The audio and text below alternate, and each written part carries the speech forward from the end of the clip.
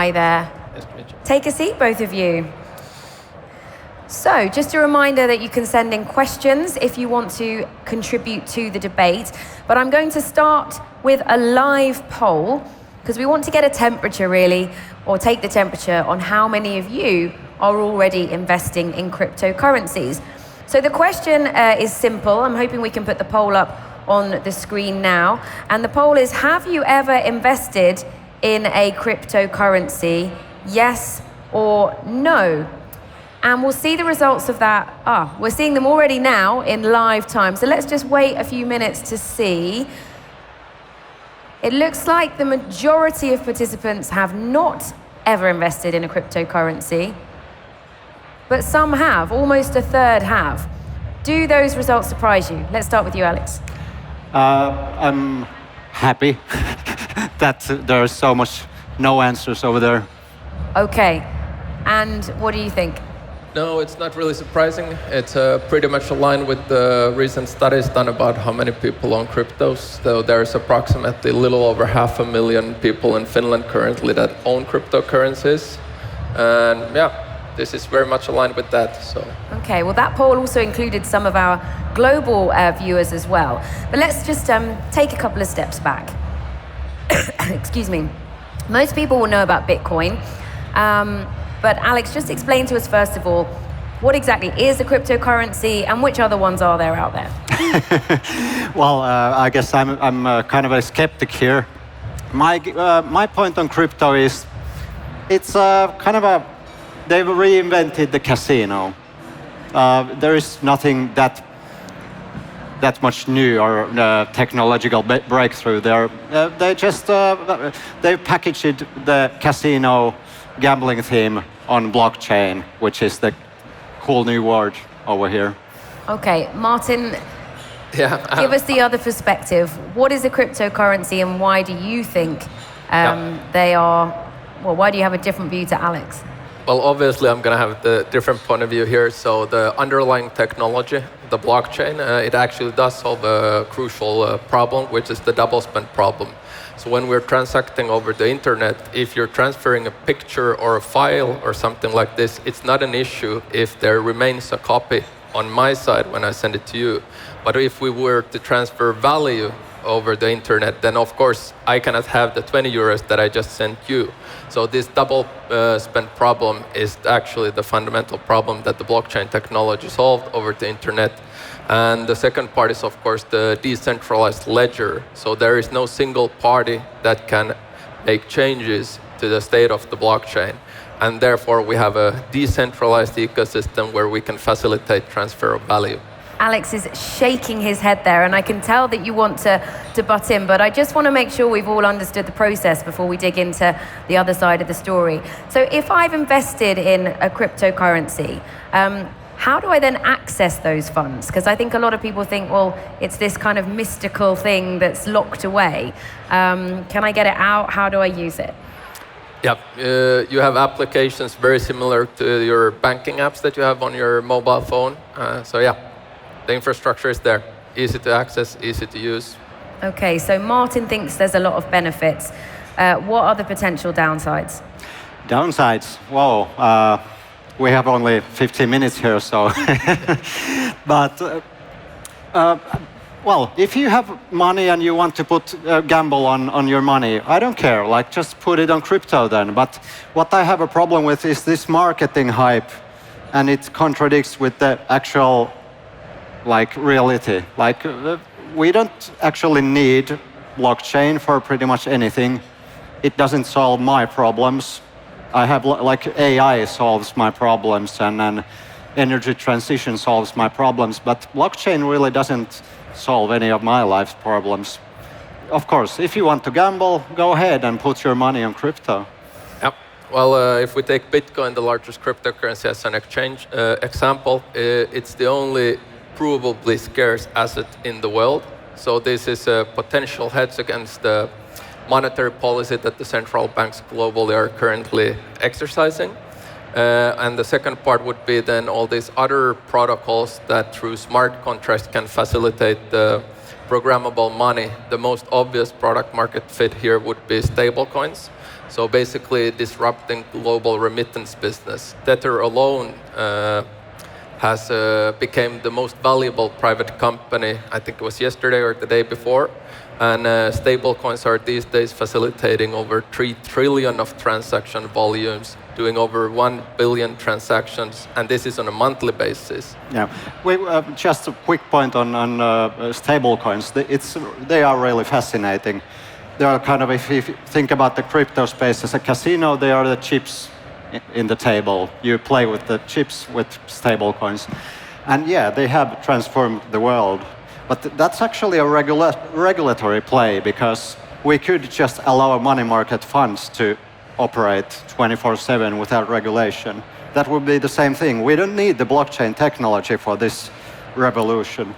Well, actually, we do need it for it to transfer value across borders in an immutable way.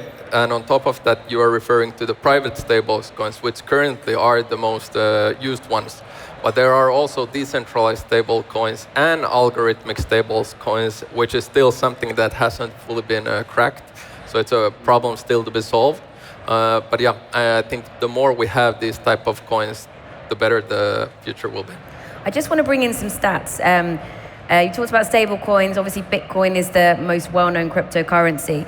And you talked about solving problems. I think, obviously, a lot of this debate depends on how you view money, how you view institutions. But if you had invested just $100 in Bitcoin back in 2009, it would be worth over $10 billion today.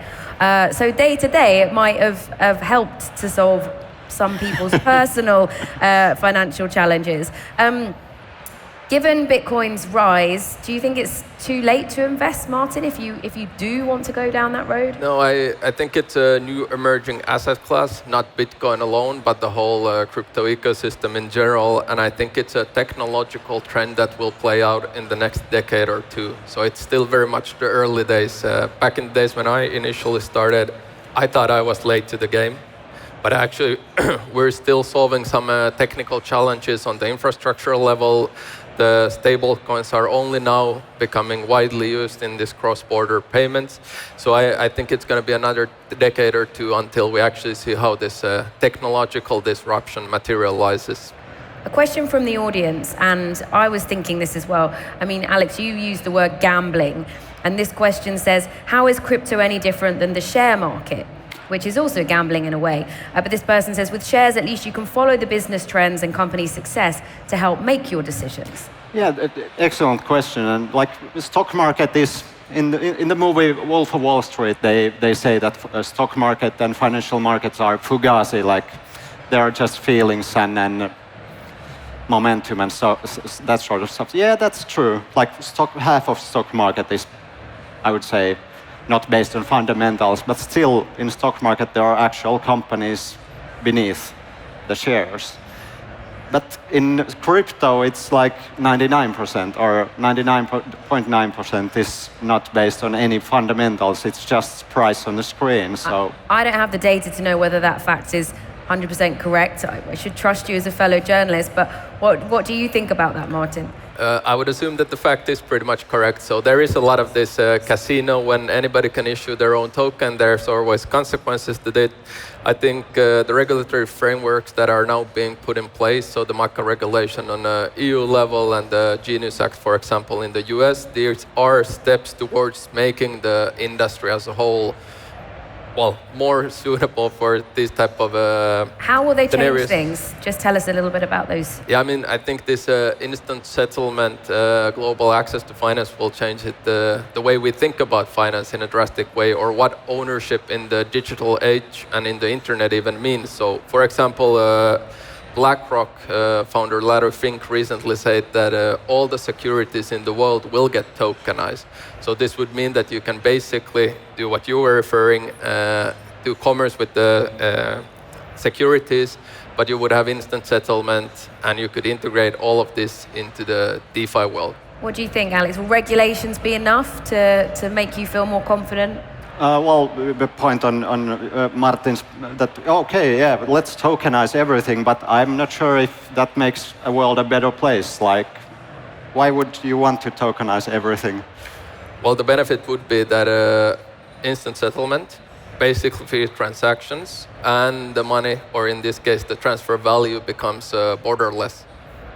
Yeah. And on top of that, you can cut out the middlemen. So you don't have any counterparty risk when you are transacting on a protocol versus having. But everybody is always talking in crypto that there is no middleman. But you, as a crypto exchange, you are a middleman. We are a service provider, correct?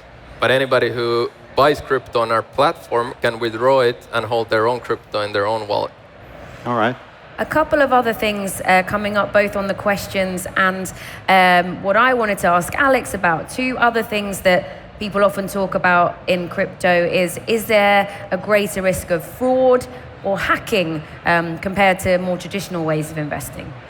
Oh, absolutely. And like, what's the like fraud in crypto? It's sometimes even different. Like that's the actual business case of many crypto coins is fraud, just to like pump and dump schemes and so on. So.